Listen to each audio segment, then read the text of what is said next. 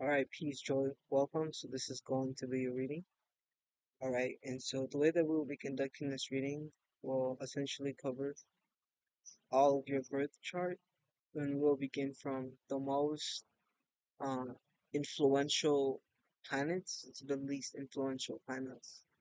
Feel me? But I'll break down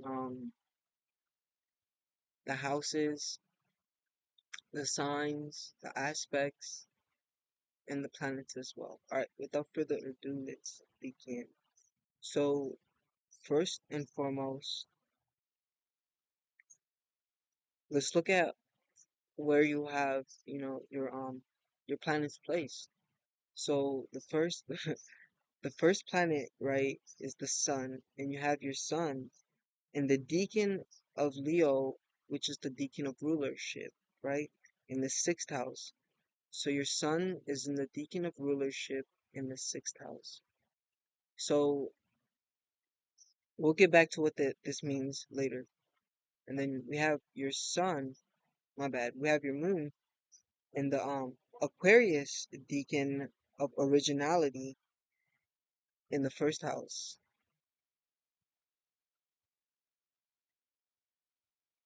And then your Mercury, which signifies your mentality. I think it's valuable for me to first say what these things signify as I go through them. So the sun, it signifies your individuality, with the things you identify with, so on and so forth. And so with your sun being in the decan of rulership, you are a type of person who enjoys, in a sense, being in roles of leadership. You feel me? Um, Opportunities to lead and dominate, if that makes sense. And with it being in the sixth house, the place, the area in which your desire to dominate expresses primarily is in your work life. You feel what I'm saying? So when it comes to yeah, I'll just leave it at that, your work life, or even your abilities to like conduct routines and patterns, and your ability to plan things and in a sense move in a practical and strategic manner. Like these are all sixth house energies. The sixth house is also a house that deals with health, you feel me? So you may, not may, but you most likely also have great dominion and knowledge and awareness over health, right? Which you are able to extend to others.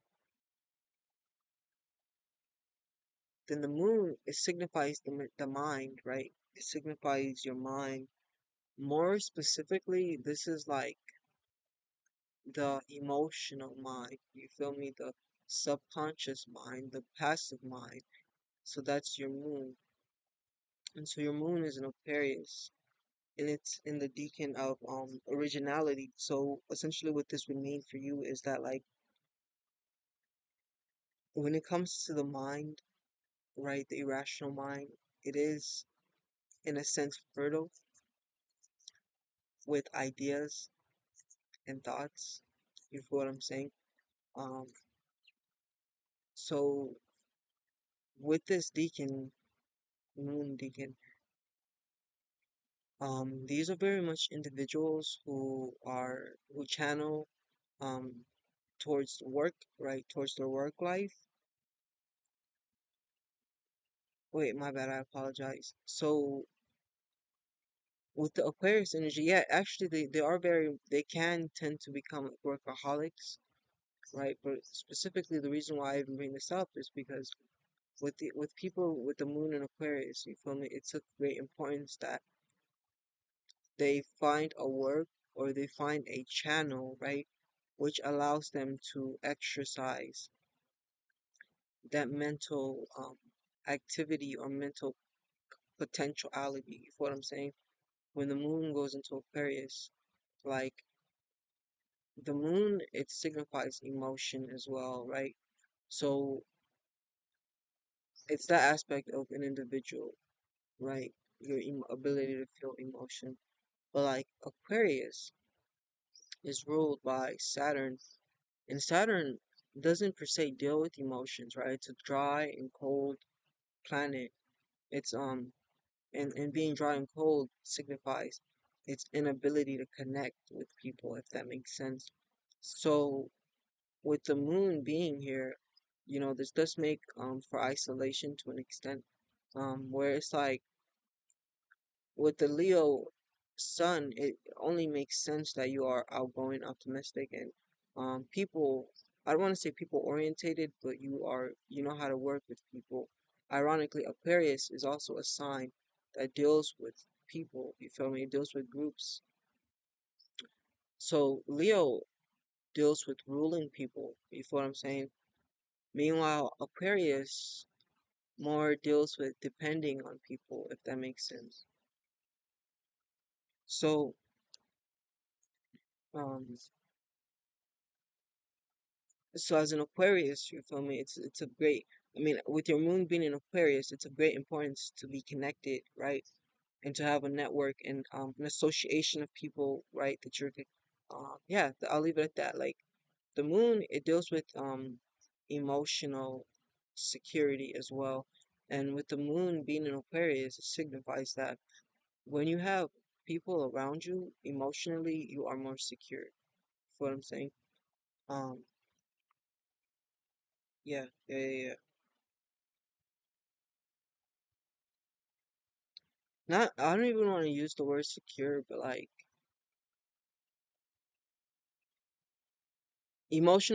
fulfillment, I'll say.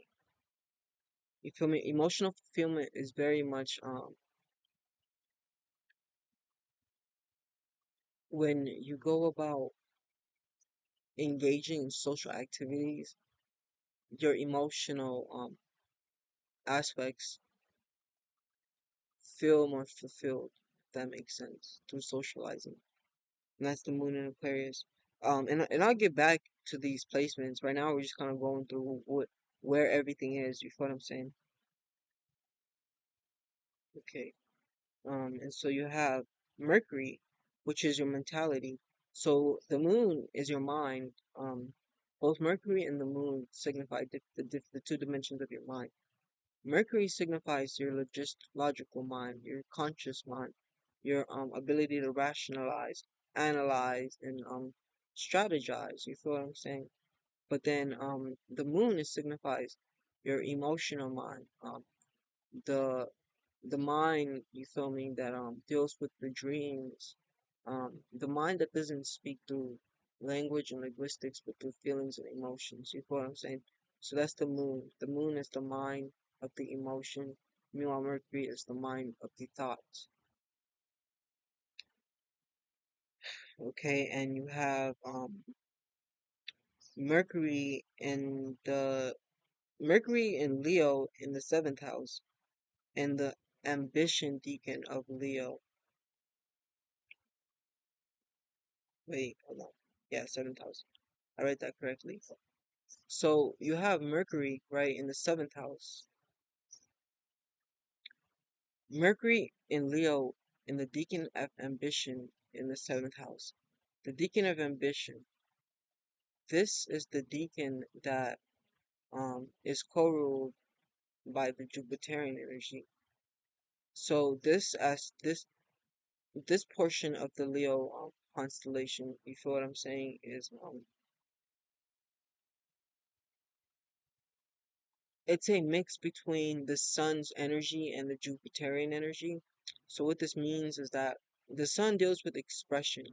It deals with significance, making like when you think of a stallion, for example, right? A horse that has been chosen to lead the group, that is the sun.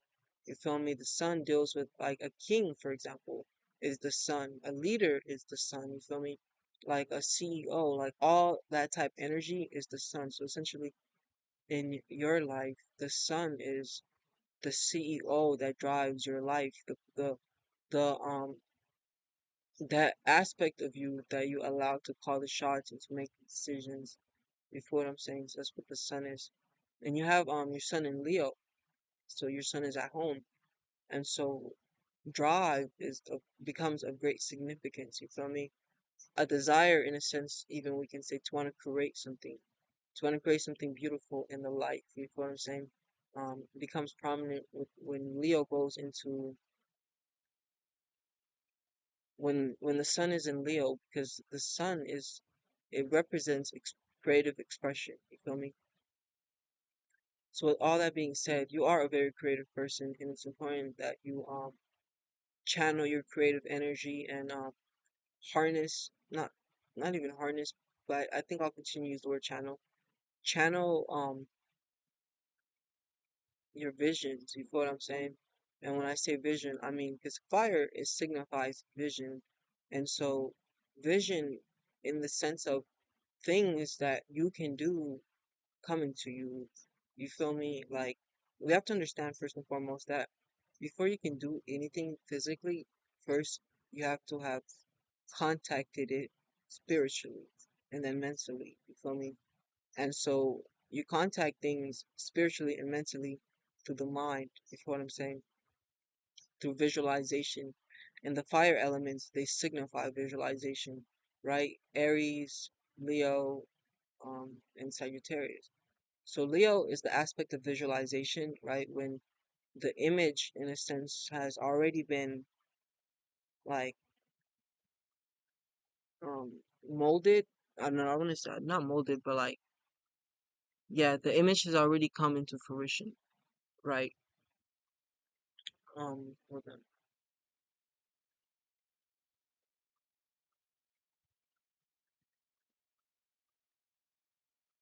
So, okay, I had to, gather my thoughts real quick. But yeah, so the Leo energy, they're very much individuals. Like when you think about a king, for example, right? My bad. Yeah, yeah, king.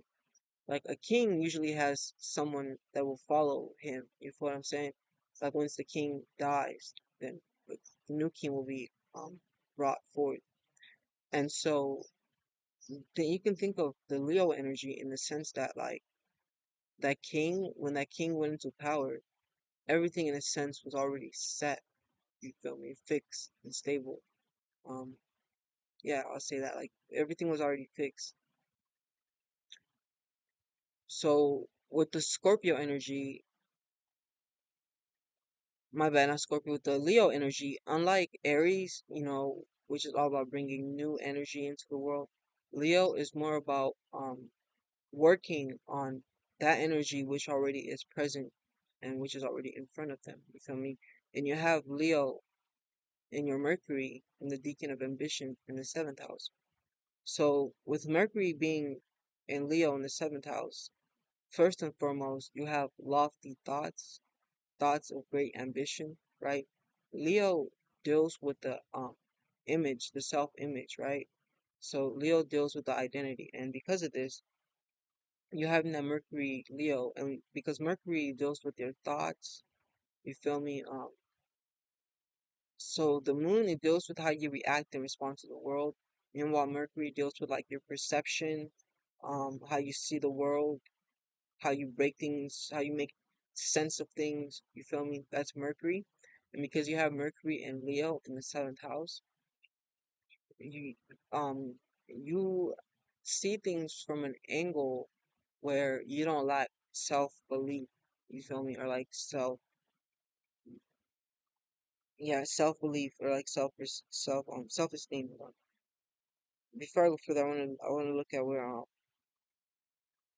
you have Saturn position. Okay, okay, yeah. And then it's like you also have your moon in the first house, which makes you an individual with high self-esteem, a high level of self-belief. You feel me? You have an ability to see yourself in higher lights, if that makes sense. You feel me? Like it's the thoughts that you have are ambitious and lofty, and I'll leave it at that. You feel what I'm saying? And like I said, we will get back to these placements later and go deeper. Okay, so next is Venus. Venus is the planet that deals with relationships. She is a feminine planet, right? And she is a social planet, and she deals with your social affairs, your social life, and and the things you're likely to attract in your social life. You know what I'm saying? Okay, so you have Venus and the sign Gemini in the fifth house and the deacon of reason, right? Ursa Major. Okay, so Venus in Gemini, right? When Venus goes into Gemini, this can be promiscuous energy. Hold on, but at this, like, yeah, but it's like the Gemini energy is very childlike, you feel me? It's masculine energy as well. It's very expressive. So, that's one of the aspects, you feel what I'm saying? And I just wanted to throw that in there, but it's like, um, that's not necessarily the case.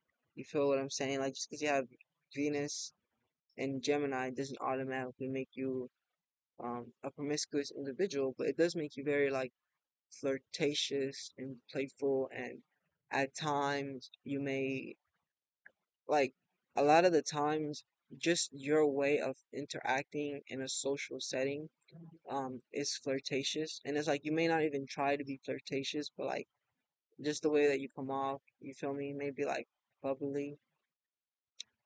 um Also, like with this Gemini, Venus Gemini energy, primarily when it comes to social affairs. Like you are a social butterfly, and you do enjoy socializing and the exchange of thoughts and ideas with other people. You feel me?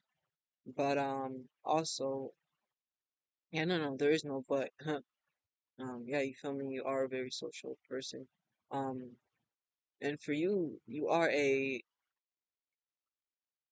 love to interact with intellectual people, especially. Feel me? Like those are one of the things that you enjoy, one of the things that you enjoy, especially in a partner, you feel me, their ability to be intelligent, to be not optimistic, but what's that word? Not promiscuous, to be like spontaneous. Yeah, that's the word. I thought it was a P word, but it's an S word. Spontaneous. Someone who's spontaneous because you and of yourself are spontaneous. Um, you enjoy doing new things also. You feel me? Going to new places, like when it comes to socializing and like just going out, even like just treating yourself, you may like to change the settings, you feel me? Do a little bit of this, do a little bit of that, do a little bit of that. You feel what I'm saying? And you're probably also that friend who brings new ideas or new experiences to your other friends, you feel me? Because when Venus goes into Gemini, it becomes very playful and very experimentative and very curious as well. You feel me?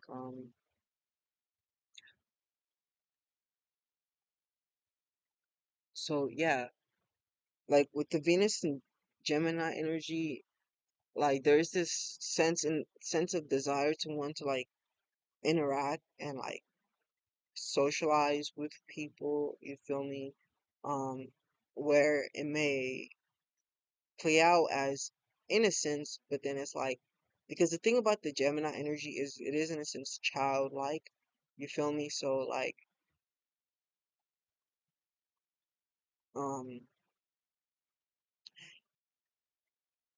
yeah, I don't even know where I'm trying to go with this, but it's like, this childlike innocence, but then it's like there is also this need to cultivate wisdom, you feel me, in the department of life, dealing with the social arena.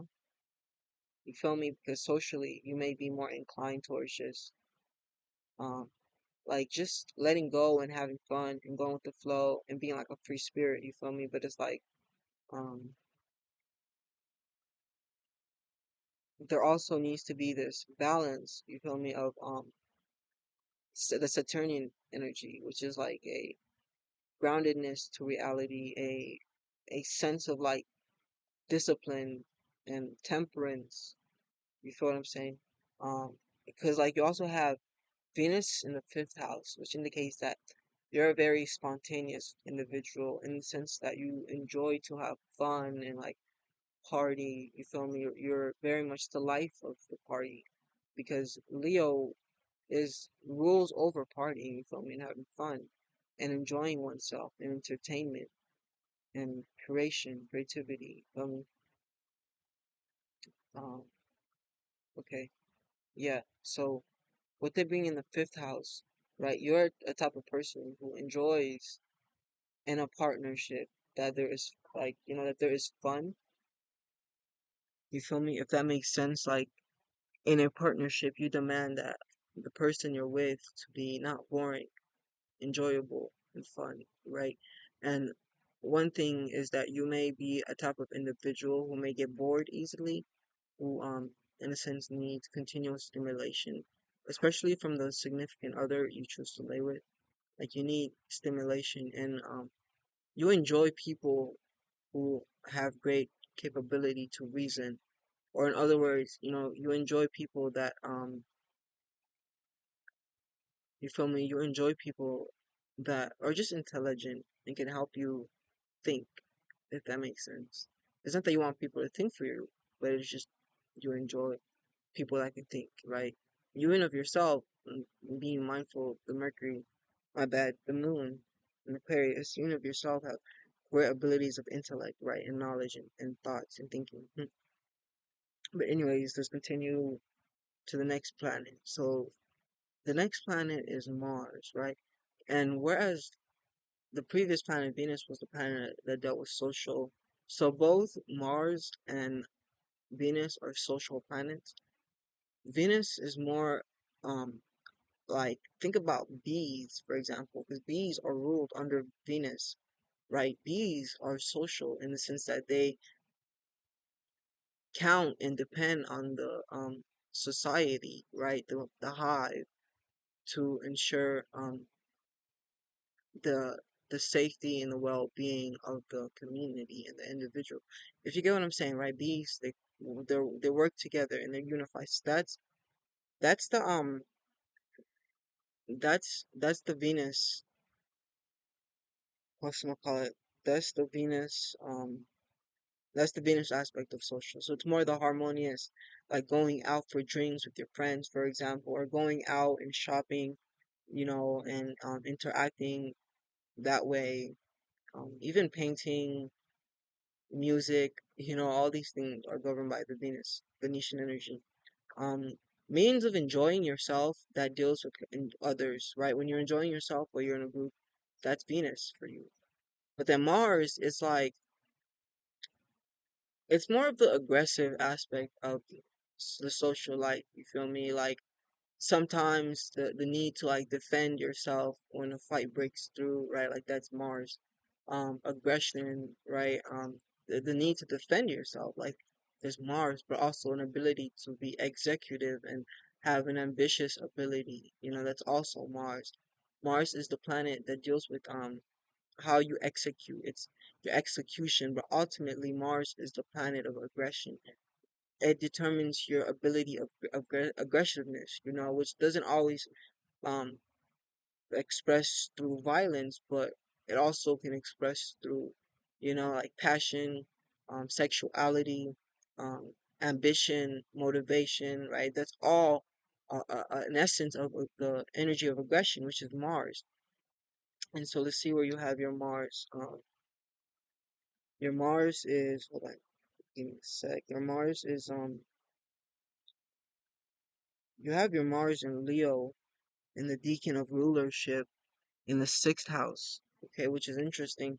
So this indicates that you are a very ambitious person in of yourself, right? And we've already talked about this, but it's not just that you are an ambitious person, but you have the executiveness to not only write, like, because Mercury, which we talked about earlier, is your perception of life, your ability to rationalize, intellectualize, and make plans, right? But then Mars is like, once the plan is finished, execution is all Mars. And so with you having Mars and Mercury in the same sign, you're a type of person, right, who has an ability to take something from a thought and express it out into the world, right? It was all a dream, right? And then it became real. So these are types of people that are good workers, you feel me? Because they have an ability to put both their mind, you have an ability to put both your mind and your actions on the same page. But we will get into the Aquarius energy, right? Which is where you have your moon later. Because Aquarius is the sign opposite to Leo. You feel me? And so with Aquarius and Leo opposing each other with the moon and like yeah, with the moon and Mars opposing each other, right? Before no, I can't even say anything right now. I'll have to look into the details before I speak on that. So we'll get back to that later. But yeah, so you have Mars and Leo. So Mars is the planet of aggression. So Leo is fixed fire, as we previously um explained, right? Being fixed fire, it's likened to like hot metal, right? Like burn, not burn, but heat metal to a point where it's hot and glowing red, then that's Leo. You feel me? So being that, like Leo is also a concentration, you feel me, of like determined or focused energy. And so Leos are very um determined and focused and ambitious and passionate, you feel me? Like once you have your mind set on an idea, a vision specifically, right? You're not gonna quit until you get it done, you know. A lot of the times this Leo energy, right? Leo is all about expression. So a lot of the times Leos find themselves in a public setting, right? With you having the Leo energy in the sixth house in Mars, for you, your setting is the work, right? This is your work life. This is where you express the most of your identity, um, your creativeness, just yourself. Like, with Leo being here, it indicates that your work life is where that energy of expression of creativity and expression of self character, right? Like one's self and one's character. Um, like with you having Leo in the sixth house, it indicates that that's where that energy primarily wants to express itself. So thus you likely find yourself in work where um first and foremost, Leo is a literal energy, right? Leos don't follow, they lead, right? And especially with Mars being in Leo, you um are a type of person who would rather lead than be told what to do, you feel me? And when another person tries to tell you what to do, there may arise conflict, you feel what I'm saying? Conflict and problems. You feel me? But then like with your moon being in Aquarius, though, it's an indication that you're a type of person who knows what it's about in the sense that you know what this world is about, you feel me, and you know the in a sense how to move in this world. Like you've seen enough things in this world, or like because Aquarius, it's ultimately just becoming aware of the world and the rules and the laws of the world. You feel me, and then understanding how to move in the world. So like um yeah, okay. So from that perspective, I apologize. I kind of lost my train of thought. So yeah, but that's Aquarius. You feel me? They're very um connected with the world, and I'll leave it at that. The world and what's going on with the world. That's the Aquarius energy. Then the Mars and Leo energy is like more entangled with themselves and what's going on with the self. But it's not like Leo. My bad. It's not like Aries, because Aries is the it's completely the self, and there is no extension of self to another. Because with Leo, Leo takes into consideration itself, but also has enough um, awareness to take into consideration the other, right? Another individual. So yeah, they are ruled by their emotions. You feel what I'm saying? Whereas Leo, my bad. Whereas Aries is more ruled by their logic. You feel me? So Aries is more logical, Leo is more rational, right? And they're both fire signs. That's why I compare them together. So does right Leo have an ability to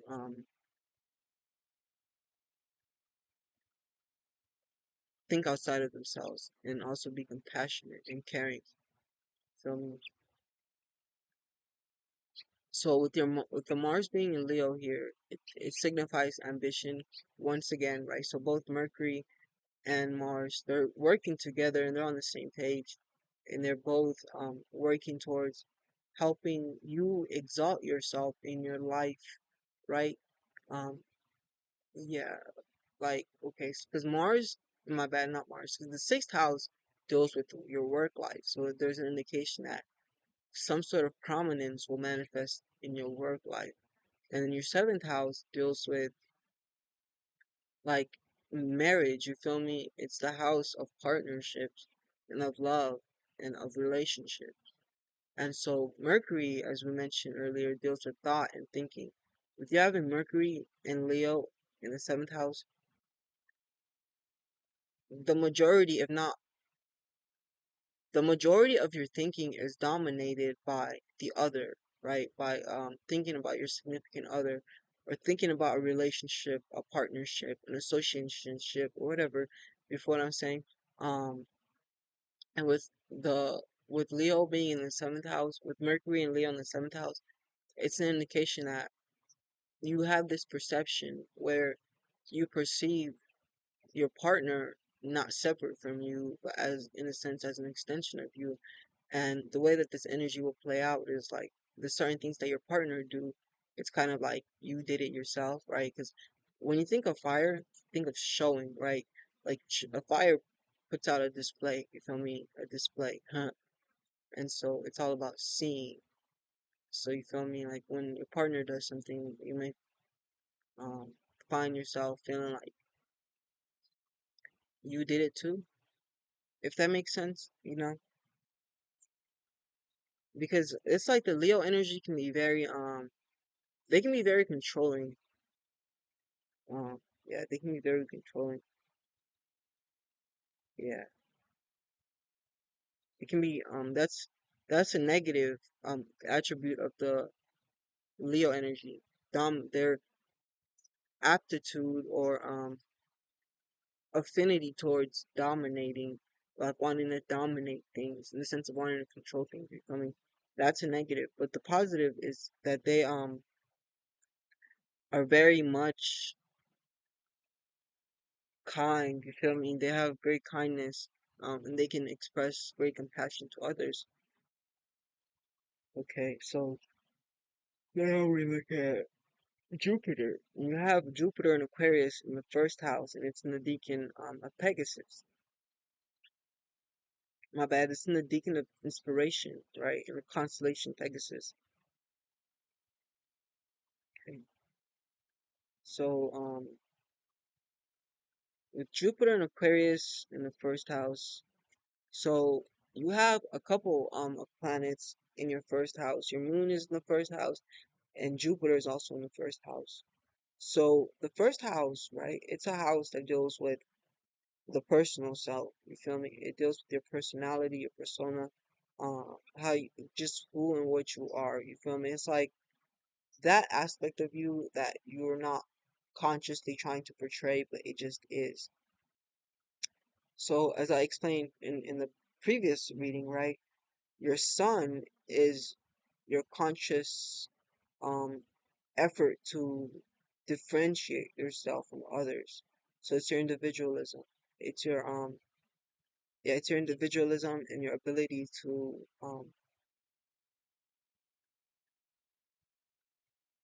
yeah, it's individualism, your ego, and your ability to identify yourself. You feel me? Apart from the group. Meanwhile, your moon is how you react and respond, right? It's how you react and respond. But then but then the ascendant is when you're doing neither, but you're just being. You feel me? You're not reacting and responding, nor are you trying to do something. Like a good example of this is like when you are um just walking around in the world, right? In your own space. You're just walking around, like then your ascendant takes over, and you express um qualities. So it's like unconscious activity, for what I'm saying. Okay, yeah. And so when a planet is in this house, because the ascendant is also the first house, when a planet is in conjunction with your ascendant, then they add that quality to your personality. And so Jupiter is a part of your personality. And so Jupiter is the planet that deals with abundance, expansion, faith, religious belief, a belief in a higher power, divinity, that type of hope, that type of energy. So that's all Jupiter. And so with you having Jupiter in the first house in Aquarius, you are a type of person who have become aware of like your need to service like humanity or the collective consciousness, because Aquarius, okay, that's what Aquarius rules. Aquarius rules, you feel me, humanity and collective consciousness. And then the first house deals with the self, first, the personality. So for you, it's very personal.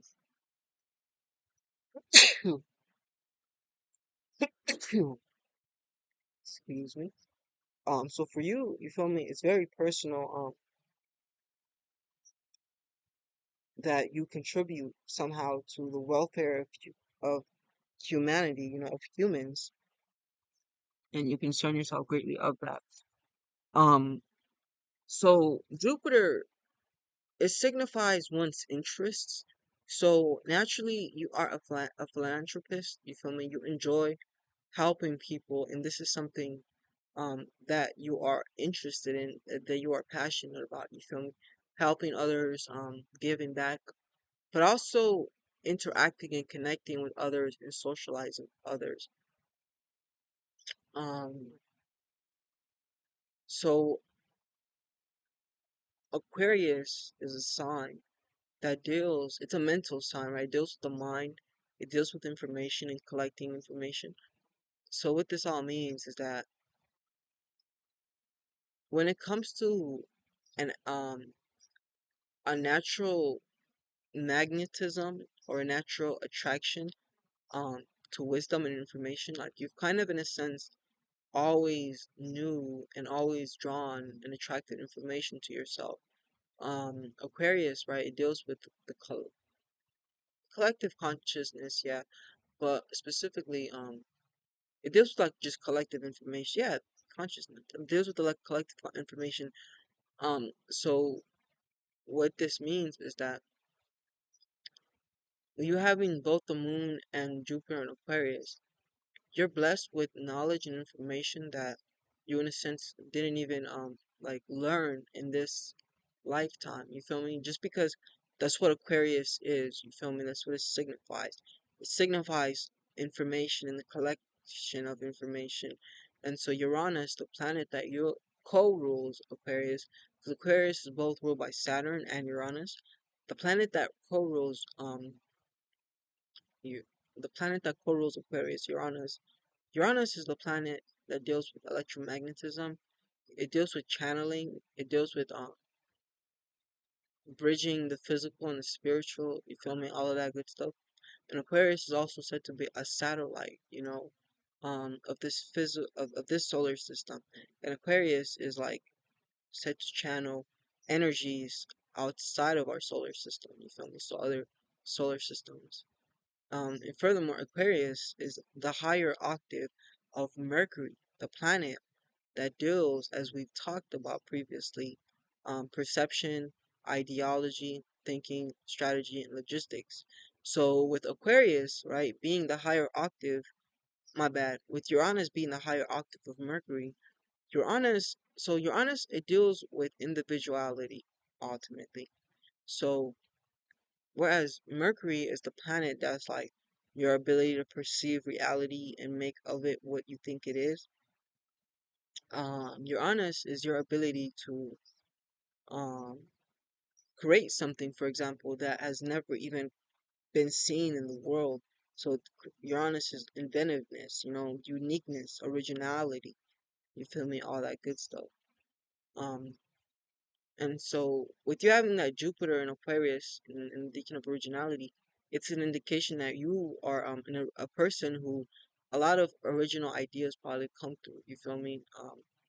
You may be inventive. You feel me? And this can and this doesn't even mean like you're physically inventing things, but it can just be like ideas come to you. Maybe you're business savvy.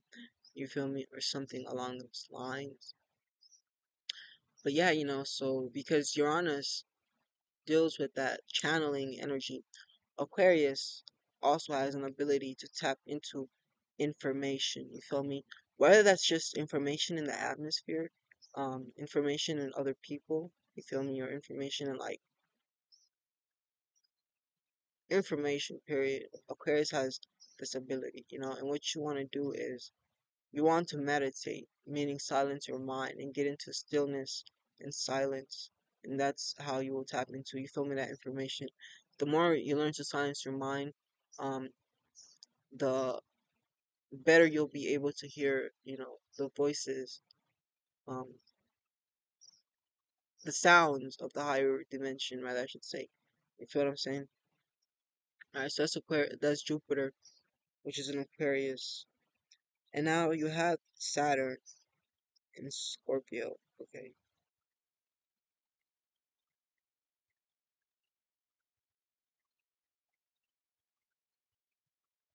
Okay, so you have Saturn in Scorpio in the ninth house and the deacon of attainment. Okay. So Scorpio is the sign that deals my bad. Saturn is the sign that my bad planet. Saturn is the planet that deals with safety. Um it concerns itself with with the flesh, with the physical world and the things necessary in the physical world. You feel me? So Saturn is the need for structure, the need for routine, foundation, the need to be practical, the need that the world asks of you. It's like Saturn deals with the world, you feel me? Like our desire to want to preserve ourselves, meaning our desire to want to be safe, is Saturn, right? And so Saturn also rules fear because fear it's a form of safetyness, I guess you could say. You feel me? Um, like when you're afraid of heights because the internally, we have certain primitive desires, and one of the oldest desires is a desire to preserve ourselves, to stay safe. That is, you feel me? So, and that desire is ruled primarily by the planet Saturn. You feel what I'm saying? And so whenever you are afraid, it's the Saturnian energy. You feel what I'm saying? And so Saturn deals with it's a maleficent planet. Mars is also a maleficent planet, right? The planet we talked about earlier. So there are benefic and maleficent planets, and we'll talk about them in a bit. So Saturn is malefic, you feel what I'm saying? And being a malefic planet, um, it produces hardships in the life. So you have Saturn and Scorpio in the ninth house within the decan of attainment. So what this all means is that for you, it's like with the Saturn and Scorpio energy, because both Scorpio and Saturn are malefic planets. It's an indication that specifically when it comes to the mental the mental aspect of things, the mind, but also your spirituality. Scorpio, right? deals with spirituality, and it deals with the mind. It deals with anything that's hidden, right? So ultimately, like your subconscious programming and all of that stuff is, in a sense, there is a there is a great deal of Saturnian influence when it comes to like your perception on life, your philosophy, a lot of like your opinions in life that you've created. A lot of them are Saturnian, because like Saturn is in the ninth house, and that's the house that deals with your religious, not religious, but like your perception of life, your philosophy. You feel what I'm saying? Like just what you've summed up life to be. You feel what I'm saying? And then Scorpio, it's a sign that deals with like your spiritual, it does deal with like your spiritual body in the sense that Scorpio signifies sensitivity, and your sensitiveness, your ability to be sensitive. Um, yeah, and so because it's sensitiveness and because it's a water sign, Scorpio also deals with emotions. And so emotions that, in a sense, are not self-imposed, but imposed by others, you feel me, are very is very Scorpio because because right, Scorpio, it deals with power and control, you feel me? And like manipulation and narcissism and all these things as well. And so with Saturn being here, it's an indication that in the upbringing, there was a lot of struggle when it came to power and control. But we'll get back to that. So yeah, okay, we'll get back to that though. All right, so let's jump into, so that's the planets. You feel me? There are three more: Pluto, Uranus, and Saturn. My bad. Pluto, Uranus, and Neptune. But because they're outer planets and they're not personal planets, I'll be talking about them later. You feel me? They're not so important to cover at this moment. But it so happens that your most influential planet is Uranus. You feel what I'm saying? So Uranus is your most prominent planet. So let's see what's going on with Uranus. So you have Uranus in your 10th house, and it is trining trining your trining your sun, sextiling and paralleling your moon, and also sextiling Jupiter. Okay, wow, that's amazing. So to break it down, right, what this all means. Alright, so check it. Uranus is in Sagittarius, and hold on. Uranus is in Sagittarius.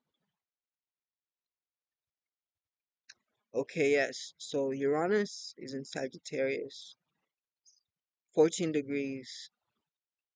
Okay,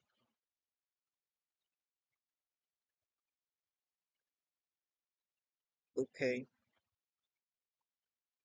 So Uranus is in Sagittarius and it's in 10 degrees Sagittarius.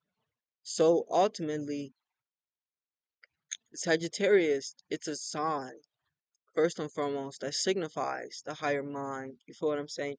Um, Sagittarius is signified by the horse, half man, right? The centaur.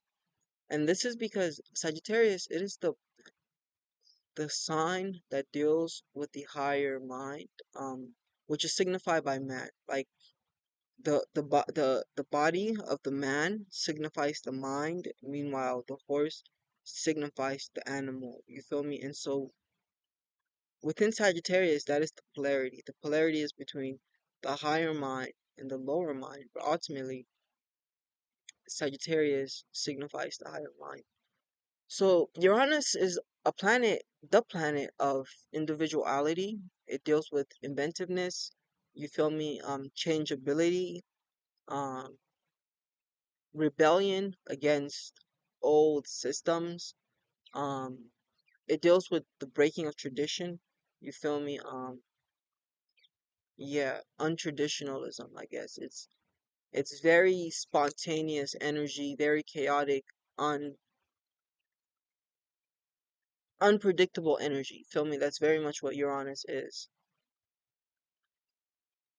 Okay, so and Uranus, it deals with the individuality, but it also ultimately bestows upon the native this wittiness, this intellectualness, this like, um, you probably don't know what Rick and Morty is, but like, there's a character, right, in that show, and his name is Rick, the main character.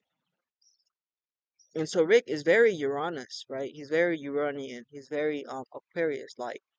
And so this individual Rick, he is in a sense detached and cold and doesn't really care for like anything but science and rationality and logic.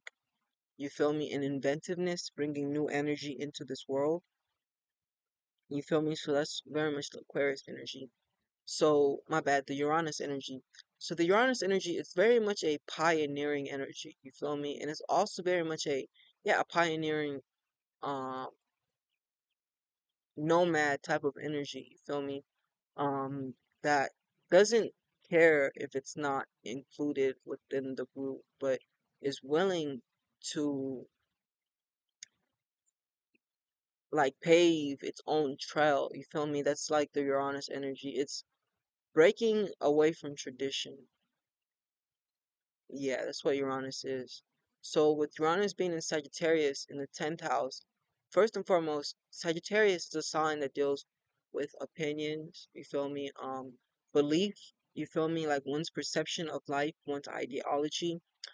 Sagittarius is the sign that rules religions as well, but it rules religion simply because it rules perception and philosophy and one's perception on life in general and one's summarization of what's really going on in this world. You feel what I'm saying? My bad, not what's really going on in this world, but like just the bigger picture. That's all Sagittarius. Sagittarius is very much the bigger picture. You feel me? Um, so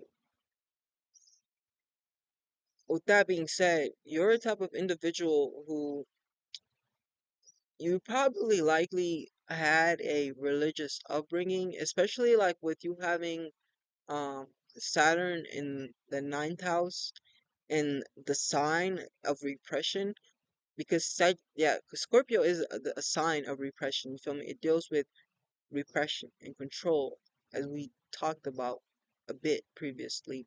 So with Saturn being here, right?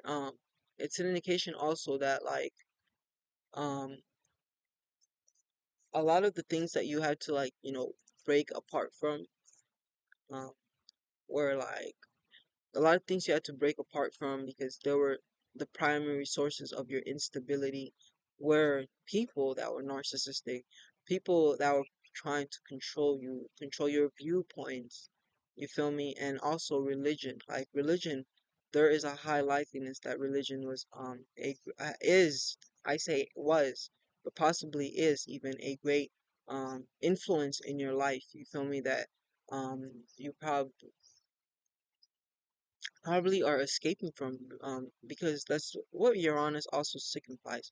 It signifies escape, and release. You feel what I'm saying? Freedom. So back to what I was saying. So yeah, that's what Sagittarius is. It's perception of life. And then the 10th house, this is the house that deals with fame, right? For some reason that came to my mind. That's one of the things it rules. Fame. It rules status, it rules career, and it rules business. I mean, it deals with the business life. So back to Uranus. Uranus also deals with technology and advance like ideas that will contribute to advancement in technology and like science. You feel me? All of that stuff. So what you having like that Uranus in the 10th house energy, it's an indication that you're most likely meant to work in like settings and environments that deal with technology, settings and environments that are ushering in new ideas and new futuristic advancements. You feel me? Like with that Aquarius energy. And then you have the Uranus energy as well, right? And Uranus co-rules Aquarius, and that's where Aquarius gets its inventiveness from, the planet Uranus.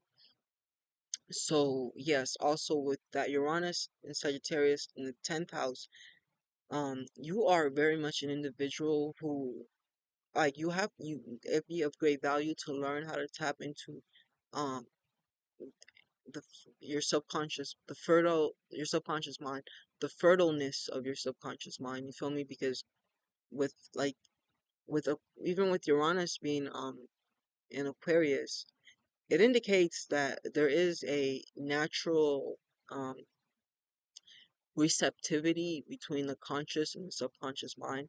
Like a lot of people who bring new things into this world, you feel me? They're bringing these new things into this world because they have um a connection to their subconscious mind, you feel me? And like the subconscious mind is that aspect of the mind that is aware of things that are beyond your current awareness. You feel what I'm saying? So yeah, like learning like electromagnetism would be of great value for you as well. Because Aquarius, but not Aquarius, because Uranus, it deals with electromagnetism and you working with electromagnetism. You feel me? You ultimately you are electromagnetic. You feel me? And your liver um has a negative electrical charge. Meanwhile, your brain has a positive electrical charge. You feel me? Like we're literally walking um batteries. You feel what I'm saying? And like the better you learn and know how to work with your electromagnetism, the better health, the better wealth, the better life experiences you attract to yourself, period. You feel what I'm saying? Um, and yeah, Uranus is a very electromagnetic sign, my bad, not sign, planet, and it deals with change for the better or the worse, a rapid change. You feel what I'm saying? Um, yeah. Oh crap. Yeah, so I'll leave it at that. I'll leave it at that. Okay, so now let's go into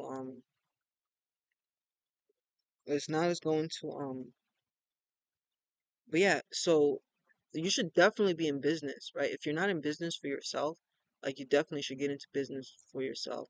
And my mistake, I was for some reason thinking Aquarius, but you don't have yeah, you have Leo in the fifth house. You have Leo in the sixth house and Sagittarius in the 10th house. So this is definitely business, you feel me? Uranus also deals with um alternativeness, period, right?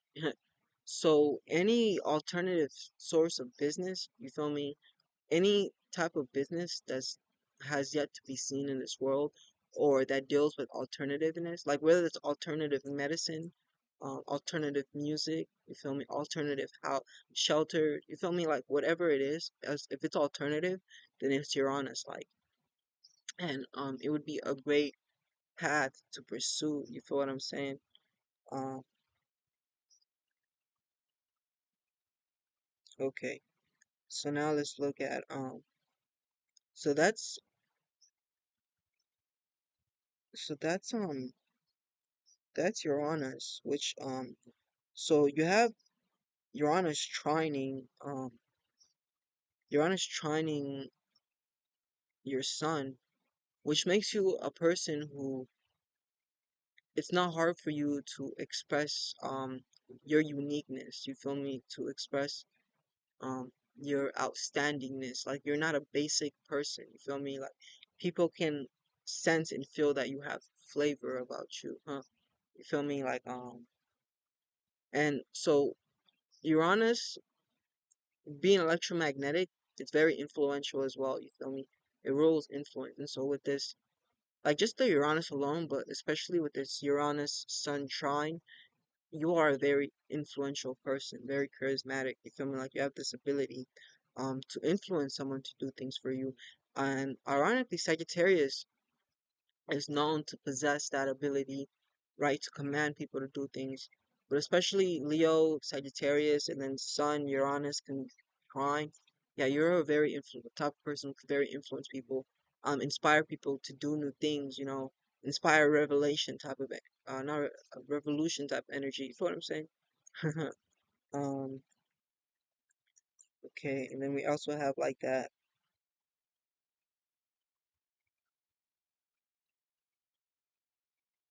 and then we have your Mars. My bad, not your Mars. We have your Moon, which is also trining. My bad, your Moon is sextiling Uranus. So with the Moon sextile Uranus, right? This energy plays out in a manner where you're a type of person who, like, you don't get stuck in the box, you feel me? But you have this ability to um see things in a sense from different angles and different perspectives. You feel what I'm saying? Um, like there really never is a drought when it comes to, it's like, I guess what I'm trying to explain is, a lot of people, they get stuck emotionally and they lack the ability to free themselves from their emotions. But it's like with that sextile between Uranus and the Moon, like you have this ability to um let release yourself or free yourself from emotional traps and um shift emotions even, you feel me? Go from one emotion to another. Um like with this Uranus also, Uranus sextile the Moon energy. Like yeah, I would say it just produces more like independence energy, individual energy. Like, being an individual and also being unique and having the ability to stand out type energy. You feel me? That's pretty much that the Uranus trine. But then you also have Uranus trining your Jupiter. My bad, sextiling your Jupiter, which makes it that like, because Uranus, it's a planet that's all about change, and bringing new things into the world as well. And so Jupiter is a benefic planet that deals with good things, right? Godly things like um divine things, X, Y, and Z. So it's like, and then it makes sense, of course, that you have Uranus and Sagittarius with what I'm about to say. Right? Uranus and Jupiter sextiling each other um makes it that like there is a flow, you feel me, between God, source, spirit, whatever you want to call it, a higher power, and you, which enables needed energy, needed information, needed muse, right? Whatever you want to call it, to come into this world through you. That's essentially, yeah, essentially the Jupiter,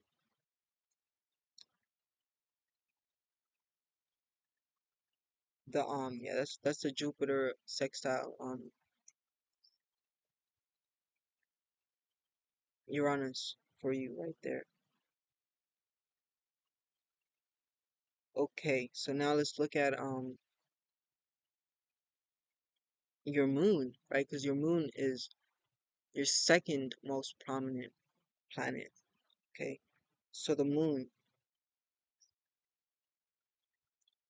So your moon is in the first house and it's in Aquarius. You feel me? So with your moon being in your first house, um, there is a continual reaction and response to yourself. You feel me? You are very much like a self-centered person. You are, but like it's like it's not that it's not that you're not selfless as well. You like, it's interesting. Like with your Mercury being in the seventh house, you spend a lot of time thinking about other people. You feel what I'm saying? About the significant other, especially. But then with your moon being in Aquarius, my bad, with your moon being in the first house, you spend a lot of time reacting and responding emotionally to yourself, meaning that like someone may say something to you and it may have nothing to do with you. It's not personal at all. But when you hear them say that, the way that you react, it is personal. You feel me? You take it in a personal manner, if that makes sense. So that's very much like when the moon goes into the first house. These are people that have a great sense of self foundation, right, or self understanding. Like they really know and believe in themselves. You feel me? And they believe that they're capable of doing anything they set their mind to. Essentially, hold on, let me But the negative is they may at times fail to have an ability to look at it from the other person's perspective, right? They may be so inclined towards me that they forget that, another person is quote unquote suffering. You feel what I'm saying? Um, but yeah, that's an over exaggeration. They won't forget that someone's X, Y, and Z, but you know, so that's a negative attribute of this placement, that like be cautious that you're not so engaged in thinking about yourself that you fail to, take into consideration the other person's standpoint. Um, but like I say, right, with your Mercury being in the seventh house, you are a very perceptive person and you can see it from another person's perspective. But it's like Mercury is just your thoughts and your thinking and your ability to logicalize. But then the moon is like your emotions, your reactions, and your responses. You feel me? So sometimes you may know and you may rationalize and think, but it's like your emotions overtake it. Like a good example is when you get like you lose a job, you get fired, right? Like rationally, you know that you're now fired and you need to go get another job, but then emotionally, you're a wreck, right? So your emotions are one thing, but then your thoughts are another thing. So your thoughts are inclined towards thinking about another person, but then your emotions are inclined towards thinking about yourself. You feel me? Reacting, responding to yourself. And so with the Aquarius energy, so Aquarius, it can be negative as well, you feel me? And it can be very self-critical and self-judgmental and have an inability to see oneself. Like, because Aquarius is tuned to the frequency of Saturn. Because of this, Aquarius can be inclined towards selfishness. And so what I mean by selfishness is like, for example, um you can only be negative. You can only be fearful, um, in a sense if you're selfish, if that makes sense. Like, um, yeah, um, hold on, because it's like if you think about it, you can never be negative if you're thinking about someone else. Like, you can think about someone else, and you can think about like, damn, I wish I had what they have. Like, damn, that looks so good on them. Like if you say, damn, that looks so good on them without wishing that you had it, then that's selfless. You feel me? That is a selfless thought. But like a lot of the times when people are thinking about others, it's selfish, right? Like if they feel negative, you feel me? Um, but ultimately, yeah, because Aquarius is tuned into that Saturnian energy of selfishness. Um, there is a lot of doubt and fear and like anxiety and even like depression that may need to be dealt with and handled. You feel what I'm saying? That Capricorn may not Capricorn, Saturn, that Saturn will sneak into that moon. You feel me?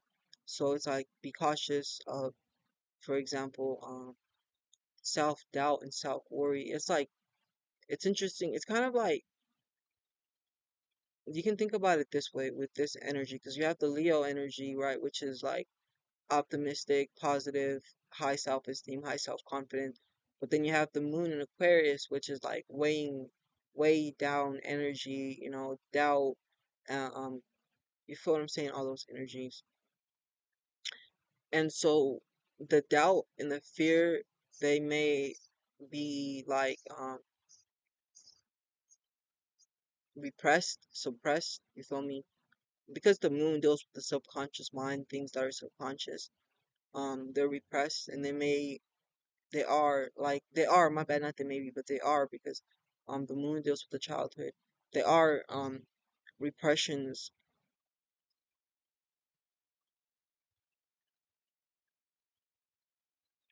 they are repressions, you feel me, that deal with like the childhood, if that makes sense.